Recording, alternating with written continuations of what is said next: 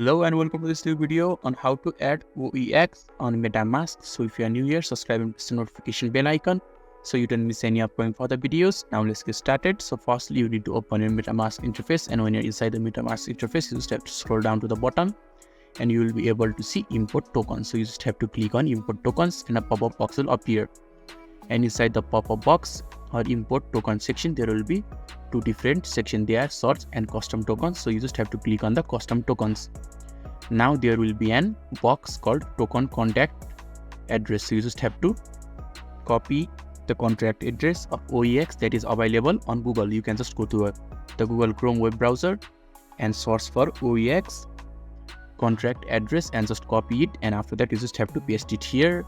And when you have done that, you just have to again add token symbol and you need to enter the token decimal. After that you just have to click on the next button and next interface will be shown to you where they will ask if you want to import it, and you just need to click on the import button and you will be able to import OEX on MetaMask.